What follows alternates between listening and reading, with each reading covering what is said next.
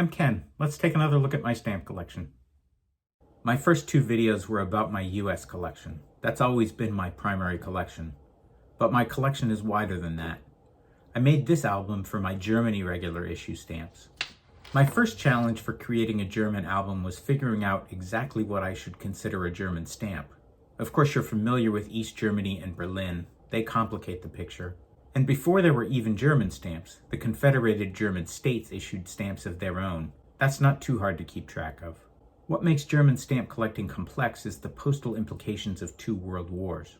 During World War I, Germany occupied territories of other countries, and German territories were occupied by other countries as well. The occupiers of those territories often issued stamps, usually as overprints or surcharge of existing stamps. After World War I, a number of contested regions became independent or put under Allied administration, eventually reintegrating with prior country relationships, sometimes splitting up in the process. The details of those changes are for other videos. The same kind of thing happened with World War II. As a rule, I gather occupation issues into the album of the occupied country and their ultimate home. For example, I collect the stamps of Danzig with my Polish stamps, although I also list them in my German album to keep track of that connection. Besides the various World War II German occupations that complicate the picture, at the end of World War II, Germany was divided into 3 Allied administration zones. One was jointly administered by the US and Great Britain, a second by the French, and a third by the Russians. Both the French and Russian zones were further subdivided into various regions. Each of these administrative zones and regions issued their own postage. On top of that, Germany maintained territories and offices all over the world, each also having their own postage stamps. This page tries to summarize all that confusion. I review it often when I'm collecting. But this video is focused on the earliest stamps of the German Empire and the post-World War I transition to the Weimar Republic. The first stamps of the newly unified German Empire were these imperial eagle and shield stamps. I feel fortunate to have come across these examples in various lots I've bought. A few of these are worth more than what I paid for the lot they came in. These stamps come in 2 variants. The center circle of these stamps was embossed with the imperial eagle motif. The first design looked like this. The second design changed in a number of ways. These 2 stamps are usually described as the small shield and large shield versions of the stamp. Honestly, the difference can be hard to make out with worn down stamps and heavy cancels. Here's an outline over the shield to make that size difference more obvious. Unfortunately, the shield is often obscured by the cancellation. Luckily, there are a number of other differences you can use to tell these 2 designs apart. I look at the shape and reach of the wings to help tell them apart. The small shield design has a smaller wingspan. On the large shield version, the wings don't actually go above the head, but it can look like that since the ribbon above the head can look like an extension of the wings. And finally, I look at the orientation of the feathers. Notice how on the small shield variety, the wings all sweep downward. On the large shield variety, the upper wings point upward. I've created a blog post with these pictures if you want to review those later. I've left a link to that in the description below. I've collected 3 different series on this page because they all feature big numbers in the design. The 2-mark stamp is a very similar design to the 10 and 30 Groschen designs, but it was released after the next series. I think it tells the story better here than on a page by itself later. Also on this page are 2 surcharged versions of the embossed eagle stamps, although I'd more likely call them overprinted since they were surcharged with the same value as the underlying stamp. This was to reduce confusion. The 2.5 Groschen stamp was often confused with the similarly colored 5 Groschen stamp. The same was true of the 9 and 18 Groschen stamps. I might have just as easily put these with the previous page. I might change that someday. This series was released in 1875 to support a change in currency from Kreuzer and Groschen to Pfennigs and marks. Remember the 2-mark stamp from the previous page? It came out after that currency change. The other issues on that page were Groschen. The first 2 stamps in this series have small numbers at the center of their design, with the other stamps featuring another embossed imperial eagle design. These stamps were originally released with the word Pfennige on them. The E at the end of the word made it plural. People realized that this was grammatically incorrect, and the set was reissued in 1880 without the final E. We would say a $20 bill, not a $20 bill, or a 10-cent coin rather than a 10-cents coin. The stamps with that plural E are more valuable. This series came out in 1889, again featuring numbers in the lower values and a new imperial eagle design for the higher values. There is nothing particularly complicated about collecting this set except that they come in a number of color variants. Scott lists minor color variants for the 3 Pfennig, 20 Pfennig, and 50 Pfennig values. Other color variants are known, so keep an eye out if you get multiple of these. And now we get to the pages this episode is all about, the Germania designs from Germany. Germania is the personification of the German nation. In this image, she's wearing a robe and armor. Keep this duality in mind. She has both a crown of oak leaves and the imperial crown of the Holy Roman Empire, symbolizing courage and historical right to her position. Here she is shown holding a sword. Often her sword is shown wrapped with olive branches, and here you can see an olive branch behind her sword. Germania isn't the only personification of a nation on postage stamps. In my first episode, I showed you this $5 stamp of the Statue of Freedom. It's labeled America. That statue was inspired by Columbia, the personification of the United States and the Americas as a whole. Most of the places we hear the word Columbia refer to her, although she gets her name from Christopher Columbus. France is personified by Marianne. She appears frequently on French stamps. The woman on the sewer stamp is Marianne. Malta has Melita on their stamps. New Zealand has Zealandia. This is Mother Russia. Sweden has Mother Svea. And of course, Switzerland has Helvetia. Helvetia comes from the country's Latin name. Switzerland has 4 national languages, so they use Helvetia on their stamps to not show preference to any one language. There are many others, but we're here for Germania. Let's look at some more stamps. The first Germania issues came out in 1900. There are 10 stamps in the series ranging from 2 Pfennig to 80 Pfennig, with the higher value stamps being two-toned, which makes them particularly nice looking. I'm happy to have this whole set. All the stamps for this first set are labeled Reichspost. That was changed for later Germania issues to Deutsches Reich.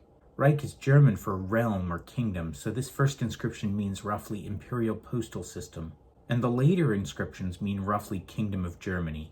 This change happened around the start of the Universal Postal Union, and my best guess is that this change happened to put the country name on stamps that might be sent internationally. Comment if you know the real story. The stamps in this Reichspost set are relatively inexpensive. You can get a set off eBay for under $10, but there is one oddity on this page that will cost you thousands if you can even find one. This 3 Pfennig bisect stamp was created by the postal officer on the German Navy ship SMS Veneta. He didn't have any 3 Pfennig stamps, so he repurposed some 5 Pfennig stamps to solve that problem. He made just 600 of these. These stamps with the new Deutsches Reich inscription were released starting in 1902. In 1905, they were released on watermarked paper, and then in 1920, they were reissued with new colors. I've organized this page so I can see the different issues together. See, this first line has the unwatermarked versions, this second line has the watermarked versions, and this last line shows the new colors. See how I've stacked the 5 Pfennig stamps in a column? The same with the 10, 20, and 30 Pfennig stamps. This third line is for minor variants of these stamps. These 20 Pfennig stamps are color variants, and there is a version of the 5 Pfennig stamp with the E in Deutsches that looks like an F. You'll note that this page only has the stamps up to 30 Pfennig. With the way I laid out this page, all the values didn't fit, so I broke the set across 2 pages, low values on one page and high values on the other. This is probably a good place to talk about how I build my album pages. This is an excellent example of what helps me. Rather than label permanent spaces for each stamp, I put in a table like this on each page I create. Usually I put the denomination and color on the right side, although with some series it makes more sense to list the design description. Sometimes I put both. Then for each variety I add a column for the catalog number of the stamp. In this album I use Scott numbers, but for my Great Britain album I use the Stanley Gibbons number. The first column shows the unwatermarked numbers. The second has the watermarked version. Then I added a column to show the color design change followed by their numbers. We'll get to the other columns on the next page. One of the benefits of this format is that gaps in the table make it easy for me to see some of the history of the issues. For example, it's easy to see how the 60 and 75 Pfennig stamps were added to the series with the 1905 refresh. And it's obvious how mark-valued stamps were added with the new colors. Another benefit is that it makes stamp identification much easier, since this table acts as an index into the catalog. For example, if I find an orange 10 Pfennig Germania, I scan across the 10 Pfennig row, notice that the first columns are for the red versions, and then come to the orange version and see that the Scott catalog number is 119. Simple. When I was planning out how to build this album, I was certain I wanted a hingeless setup, but I also wanted some amount of layout flexibility. I decided to use mount strips rather than mounting individual stamps. On pages where I just have a few of the stamps, I can add a single strip, labeling them in pencil. When I get enough stamps to justify it, I can add more strips, move around the stamps, and relabel them. On this page, I've labeled each strip with the series it holds, then penciled in the catalog number below each stamp. This page holds the higher value stamps. Again, the first and second strips hold the unwatermarked and watermarked versions. The third strip is for the new colors, but because there are more than 7 of them, they run over to the fourth strip. I didn't need a variant strip, even though there is a color variant for the 60 Pfennig stamp. If I get one of those, I can add it to the end of the second strip, there's room for it there. Or I can shift the other stamps down to make room for it. That's a choice I can make later. Now for those surcharged values. I could have made a new page for them, or added another strip here, I think it fits, or moved them to the next page like I did for the odd watermarked stamps in the last 2 columns. I decided to cram them in here on this fourth strip. I may decide to move them sometime. This system lets me do that. Those surcharges remind me of why this is such a fun area to collect. Of course, these stamps used in Germany at the time are a fun area to collect all on their own, but during that era, the Germania stamp was used for more than just postage in Germany. Prior to World War I, for example, Germany had offices in Turkey, China, and Morocco, and these stamps were overprinted with local currency to cover postal needs for those offices. During World War I, Germany overprinted Germania stamps for use in occupied areas, including Belgium, Poland, including special overprints in Warsaw and Danzig, Lithuania, including a special overprint for Memel. There are others that I don't have examples for, but there were also overprints for occupations in France, Latvia, and Romania. After World War I, Germany issued 2 semi-postal surcharges to support their war wounded. And there were a few regions administered by Germany as the citizens of those regions voted on which country they would merge into after the war, including the Prussian regions of Allenstein and Marienwerder, the Upper Silesia region, and the Saar region. Around the same time, Bavaria used overprinted Germania issues while it was transitioning into the newly formed German Republic. Most of these overprints from all these various sources come in multiple variants. It's quite an interesting area to collect. Back to our Germania issues. This is my final sheet of Germania stamps. They came out in 1916 and differ from the others by having a white background. With the exception of the different shade for the 2 Pfennig stamp, these are all new denominations in the series. These should be easy to tell apart because of the background difference, but in practice I'm so busy looking at the inscription that I sometimes miss these in my first sort. Technically, these stamps come between the first colors of the Deutsches Reich stamps and the new colors, but I've put them on this page by themselves because they fit better that way. And given that there are almost no denomination overlaps, I didn't get value in stacking them by denomination. You'll notice that I have a strip of stamps here that belongs to the previous page. Those are for the 3 watermark variants in the series. Again, they are here because they fit better that way for me. All of the Germania stamps either have no watermark or are watermarked with a diamond pattern. Many people call those lozenges, a fancy word for a diamond shape. Scott lists it as watermark 125. From 1921 to 1922, a new stamp series was released with a new watermark style paper that used a webbing or networked pattern. Scott calls that watermark 126. During that period, 2 Germania issues were printed with that same paper, the 75 Pfennig and the 1 1/4 mark values. These aren't particularly rare, so be on the lookout for them. By mistake, some copies of the 1 1/4 mark stamp were printed on revenue paper with the quatrefoil watermark, what Scott calls watermark 127. Recently, collectors have also found copies of the 2 mark stamp with that same watermark variety. My 2023 catalog doesn't even list that one. Both of these stamps are quite rare. I've created a consolidated identifier sheet for all these Germania issues. I put this image in my stamp collection blog if you want a printed copy. Again, I'll leave a link for that in the description. When I get a collection of Germania stamps, which apparently happens because look at this pile of duplicates I have, I start by sorting them into 3 piles.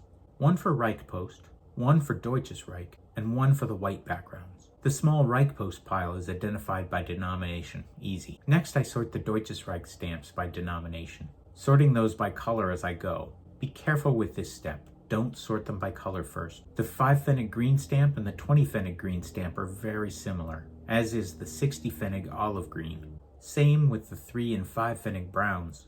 Be careful. When I do this, I often find a white background issue or two because, I don't take my own advice about sorting by color. At that point, I usually move to the white background stamps because they're a smaller pile. Again, they're identified completely by denomination. Finally, I go down the list by denomination and color, checking for watermarks and overprints as I go. I find that the watermark is easy to see on most of these, but I always double check with the watermark fluid before I say a stamp doesn't have a watermark. And finally, I take a pass checking for the color variance and for that 5 Pfennig typo error. That brings us almost to the end. I have a giveaway for a few of you that are interested. When I was preparing for this episode, I realized just how many Germania duplicates I had. They don't do me any good sitting on this pile. I'm a collector, not a hoarder. So I put together 5 packets of Germania stamps specifically curated to let you practice your own identification skills. I've put in a Reichpost variety, a white background variety, watermark types, and color variations. Just for fun, I've added examples of some of those earlier Empire stamps that I had an overabundance of. If you want one of these packets, email me. My address is in the channel description. I have no idea how many people will want these, and I only have 5, so I'll pick based on your notes. Let me know how these help with your collection. When all 5 are spoken for, I'll leave a note in the comments. Also, you see a little space on these cards. If you let me know what you collect, I'll see if I have something else I can add in just for fun. Anyway, I'm looking forward to sharing. That's all for today. Don't forget to like and subscribe, and leave comments down below. I really do love the comments.